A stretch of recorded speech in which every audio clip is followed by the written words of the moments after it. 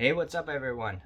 Been waiting a while to do this video in particular. This video is about going to be about whether you should full-time in an RV, the pros and cons to both, whether it's right for you, things to look out for. I promise you watching this video there's going to be things that you didn't think about. I'm not going to be able to put everything into one video because there's so many different categories when it comes to this that I could go on and on and on. So I'll probably make videos in the future for different age groups and things of that nature. A lot of the younger crowd is now trying to get into an RV, do full-time living. So we'll probably make a separate video on that, but this is just going to be a broad video on things to look out for in full-time RVing.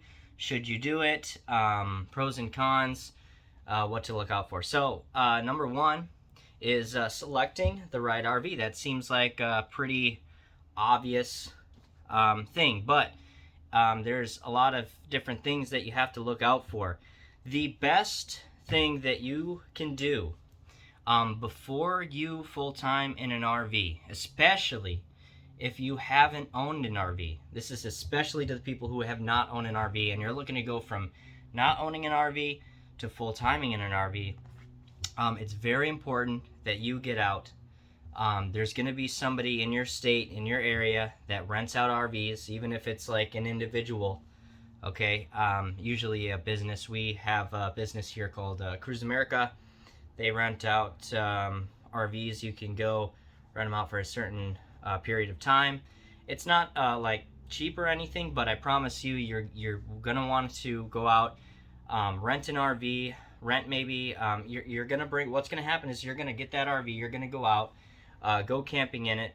Bring all the belongings you think you need to live for, even if it's for a week period, and you'll find out what you really love about that specific RV, what you really hate about it, what you need to have in an RV, why that RV works for you, why it doesn't.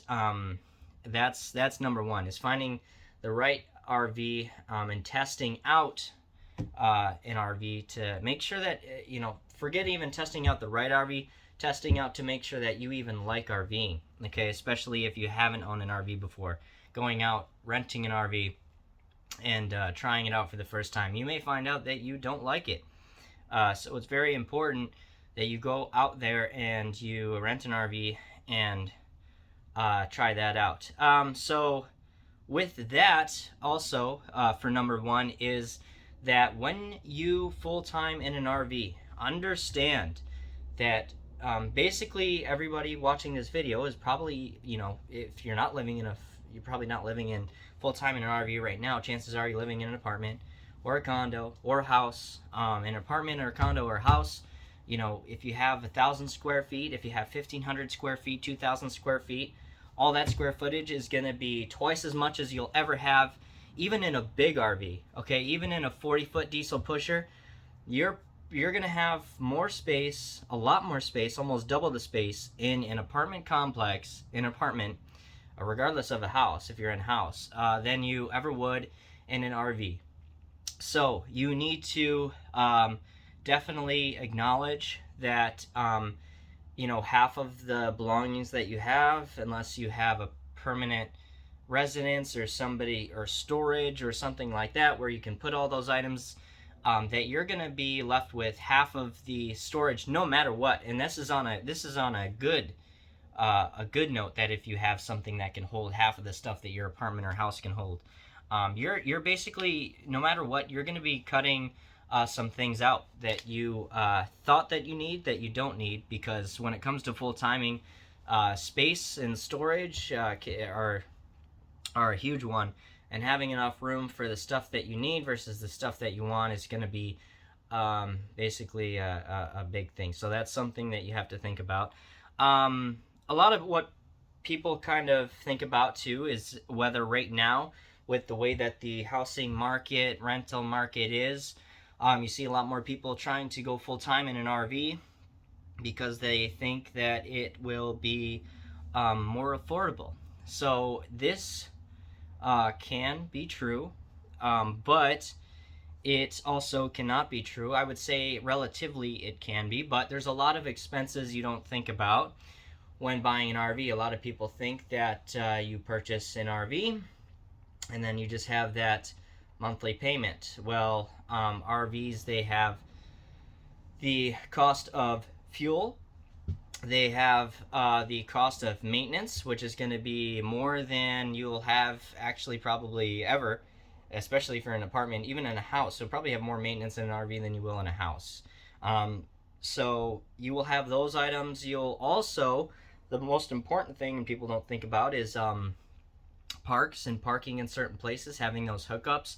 If you're in a permanent position with hookups and all that kind of stuff, you know, that's gonna run you a pretty costly amount per month. Now that should still add up to, if you're in a good spot that's affordable and all that good stuff, you should be in a spot where you're definitely not paying with the RV and the spot rent, you know, more than you would be if you were renting an apartment, at least out here in Arizona. But if you're, that again depends on the RV, it depends on the spot, it depends on the location and all of that. So obviously, you know, this is something that people look for to save costs right now. But the best way to save costs is to, you know, buy an RV that, you know, works for you, something that's not, maybe not necessarily brand new, something that's used but works correctly and properly if you're living in it. Sometimes it's not about being fancy when it comes to that, and it's about you know, having stuff that works. A lot of times right now, I would say in that situation, if you buy like an older Class A or an older fifth wheel, I wouldn't say so much maybe travel trailer, but an older fifth wheel or an older Class A, you know, that would work out well as far as like the space, and as long as everything in there worked, that would be something that you could look for. Number three people don't think about is, if you're living full-time in an RV, you know, chances are you're either, this is again going into the age thing, you're either retired, you have income with Social Security or retirement. If you're younger, maybe you work from home. But here's the catch with that, is about communication, internet, right? RVs don't generally standard come with internet. So you have to either have, you know, obviously most of us might have a phone with mobile data. I do unlimited data on my phone, so I have that, which is convenient and all that kind of stuff. But at the same time, I'm gonna actually pause this video. I'll be right back. Hey guys, we're back. Just had some customers walk up, had to take care of that. I figured I'd probably run into that maybe a couple times in the video, so that's again why I've been trying to make this video, and I keep running into that problem. Anyway, so we were talking about internet, and how, you know, if you are part of maybe the younger generation, or maybe the older generation, you know, and you are working, but you're trying to live full-time out of the RV, internet is something that you definitely have to think about. So there's a couple options for that. You can put basically internet installed into the RV, which is not too costly, but also not too cheap. You can look into what the costs are for that, to have it basically a hub in your actual RV. I would say probably a lot of people go with the option of having like hotspot on their phone that you pay for internet, basically getting that from your device as well. A lot of people have the Wi-Fi connectivity on their RV. But, you know, I will tell you that regardless of all of that, there are places when you're RVing, it doesn't matter how good of internet you have, you're not going to get it. You know, so be mindful of that, at least that when you are having to work, that if you are in an area where you can't get internet, you're not, and you can't get it, you can't, you know, get it. So that's something to be mindful of, to make sure that you are prepared to be, you know, having to be in an area where if you have to work, that you can get internet. Okay, this is a very important bullet point here. This is RV maintenance and service. Now, everyone knows, or at least I hope everyone knows, that just owning a vehicle, you're going to have maintenance. RVs, I would say you probably have more maintenance than a lot of things. But here's the catch. When you are living in an RV full time, where are you going to stay? Where are you going to stay when you have to get your RV maintenance? Because it's not like usually like a car. If you're getting an oil change on an RV, yeah, you can do that in a day, and maybe half an hour, maybe an hour, and if you're lucky. But if you're getting anything fixed on an RV, which I promise you, you will, and it happens all of the time, I promise you, you will have something that needs to be fixed to your RV at the point, even if you own a new RV, okay? You are going to have to bring it into a maintenance shop, and you better hope that they can get whatever they need to get done within that time frame, okay? And this is actually the good scenario where you have something wrong. It's not affecting you completely, like your hot water tank, for example, where you don't necessarily absolutely need it. You can set up a time to bring it in, and you can work around that. Whereas if you have something major go wrong with your RV that you need to actually live in it, and you need it in right away, you definitely need to get ready to have either a friend or something, a place to stay. And mind you that a lot of times, if you are full-timing, ideally maybe you're full-timing, you're at a park, you're in a state where you have family and this and that. But if you're full-timing and you're traveling and you have a maintenance problem, well, that's a whole nother story, because you're in a state where you don't know anybody. You might not be able to stay there. There's times where you might have an issue and it might take a month and a half, 2 months to get it in the shop and get it fixed, depending upon what it is. Here that's happens like often, to where we're backed up, and not only that, but parts are backed up and things like that, where whatever you have to get done, it takes a while to get done.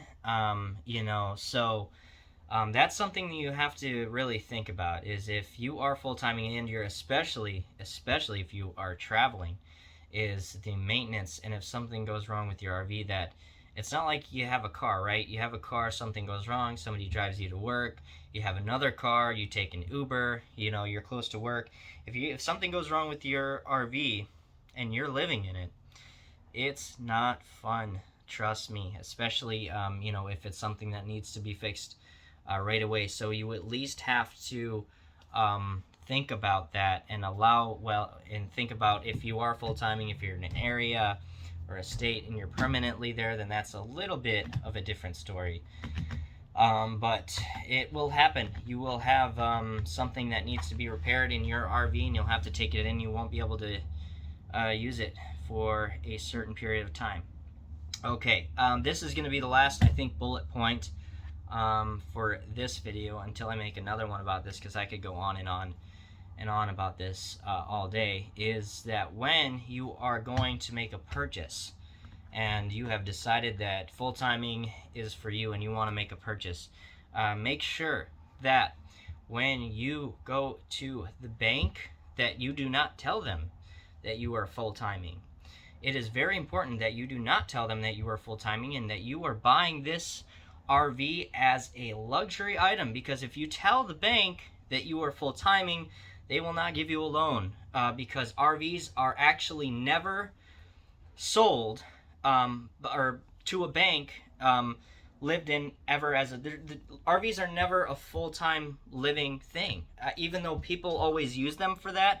They're not supposed to be. RVs are strictly actually only sold as luxury items. An RV is a luxury item.